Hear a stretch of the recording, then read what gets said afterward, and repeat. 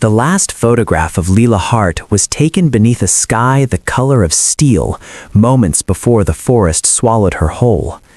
In the picture, she's half smiling, more polite than joyful, one gloved hand raised as if to block the camera, the other gripping the strap of her backpack. Spruce trees crowd behind her, tall and indifferent, their dark needles dusted with early frost. You can't see it in the photo, but the air that morning smelled like snow and rot and something old, something watching. "Just one more," her sister had said. Leela hadn't wanted to stop. The trailhead sign, Knik River Forest Preserve, stood crooked behind them, riddled with bullet holes and warning placards no one ever read. The sun was already slided low, even though it was barely past noon. Alaska had a way of bending time until it felt unreliable, like memory. "Seriously, Mara," Leela said, exhaling white, "we'll lose daylight." Mara lowered the phone but kept smiling, the way she always did when she thought Leela was being dramatic. "You've lived in Anchorage your whole life. You'll survive a hike." Leela didn't answer. She adjusted the straps on her pack, feeling the familiar weight of her journal press against her spine. She had planned to write that night, by the cabin fireplace maybe, about how the forest felt like a cathedral, how silence here wasn't empty but layered. She would never get the chance. They set off down the trail, boots crunching over frozen leaves. The forest closed in quickly, branches knitting together overhead until the sky disappeared. Leela counted her steps, a habit she'd picked up as a child to calm herself. 100 in, she felt it, that subtle prickle between her shoulder blades, the sensation of being followed. She stopped. "You hear that?" she asked. Mara turned. "Hear what?" Leela strained. Wind whispered through the trees. Somewhere far off, a raven croaked. No footsteps, no voices. Still, the feeling lingered, crawling beneath her skin. "Just nothing," Leela muttered, and kept walking. They'd gone less than a mile when Mara veered off the main trail. "This way's shorter," she said. "There's a lookout point. Dad took us there once." Leela frowned. The side path was narrower, barely marked, the snow less disturbed. "I don't remember that." "That's because you were 10 and terrified of heights." Leela hesitated. Every instinct she had screamed wrong, wrong, wrong. But Mara was already moving ahead, ponytail swinging, humming under her breath. 5 minutes, Leela said. Then we turn back. The forest changed as soon as they left the trail. The trees grew denser, the light dimmer. Moss swallowed the ground, soft and treacherous. Leela's breath fogged harder now, her heart thudding too fast for such a gentle climb. They reached the clearing without ceremony. No lookout, no sweeping view of the river valley, just a ring of trees and a single massive spruce at the center, its trunk split by lightning long ago. Mara stopped. "This isn't it," she said slowly. A sharp crack echoed through the clearing. Leela turned just as something slammed into her back.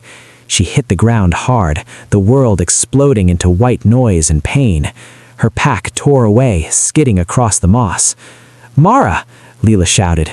Her sister spun, eyes wide. "Leela!" Another crack, this time closer. Leela rolled, scrabbling for her feet, but hands, strong, gloved, closed around her arms. She screamed, the sound ripped from her throat as something cold pressed against her neck. "Don't," a voice whispered. Not loud, not angry, almost gentle. Mara froze. The forest seemed to hold its breath. "Let her go," Mara said, her voice shaking.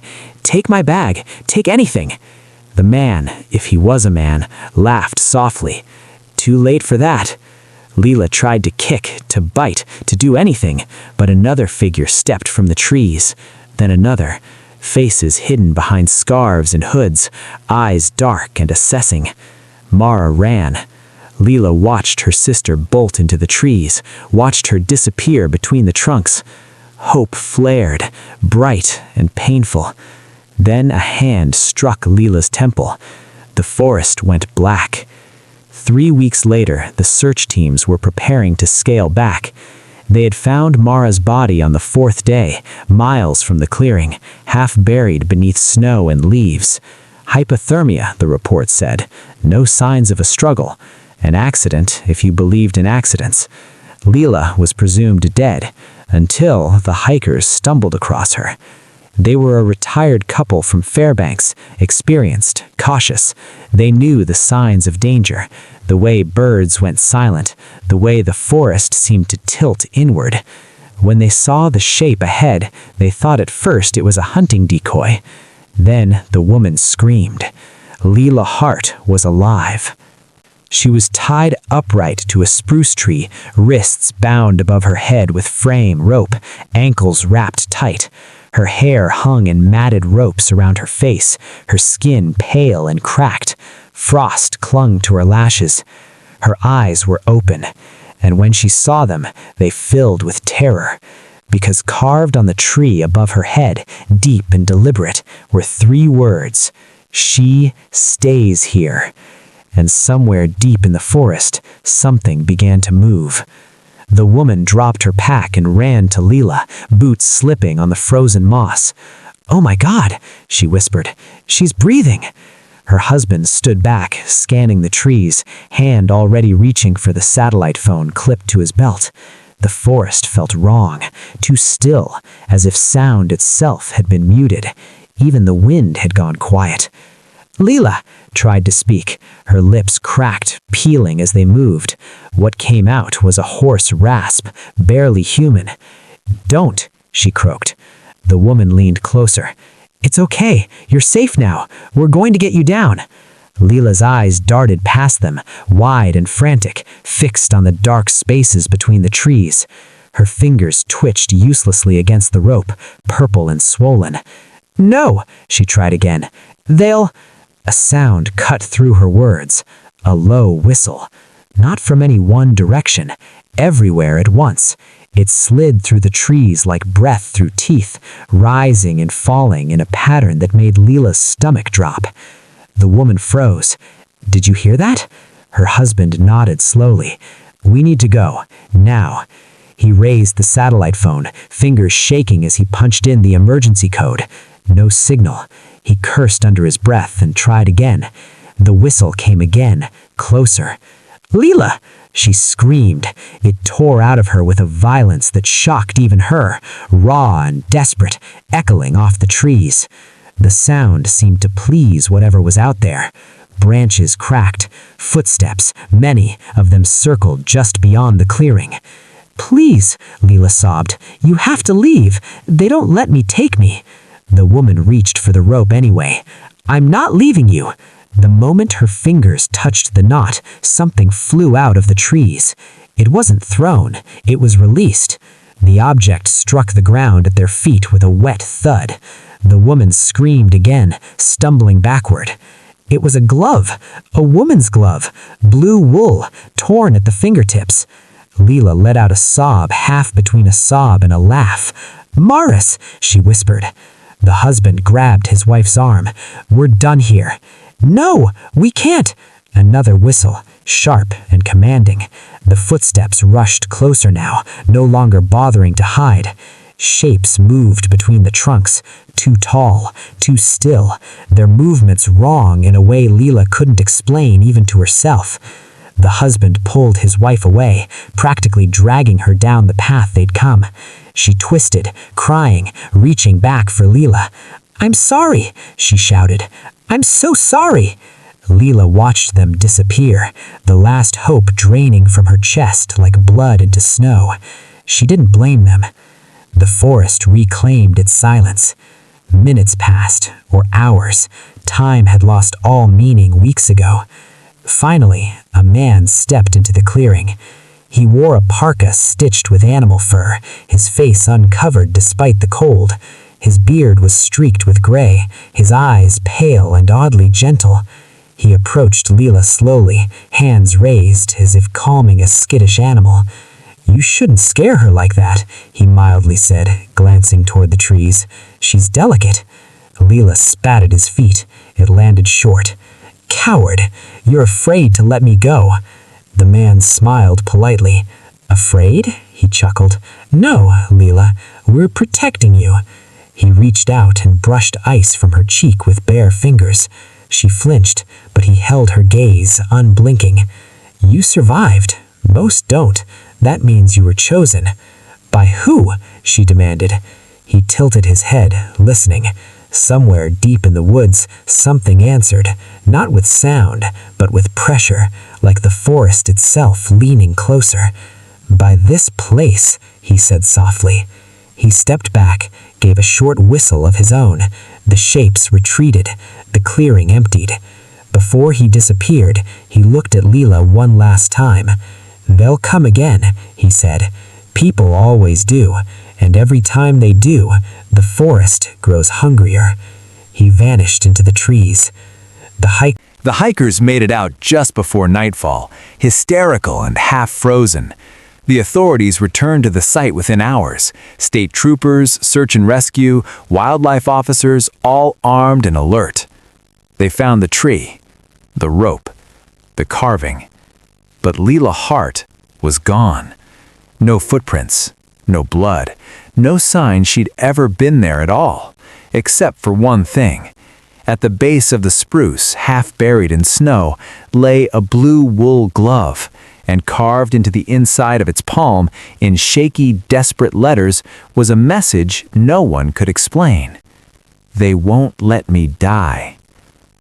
State Trooper Eli Navarro didn't believe in cursed forests. He believed in bad weather, bad decisions, and the way panic could make people see patterns where none existed. Alaska had taught him that much. When the call came in about a missing woman found alive after 3 weeks, then gone again, his first thought was exposure-induced delirium. The hikers had spooked themselves. The rest was noise. Still, as his helicopter dipped over the Nick River Forest Preserve at dawn, unease crept in despite his certainty. Below, the forest spread out like a dark ocean, spruce tops rolling endlessly toward the mountains. Fog clung to the low ground, thick and unmoving. Navarro checked his watch. The sun should have burned it off by now. "LZ should be just ahead," the pilot said over the headset. Navarro nodded, eyes scanning the canopy.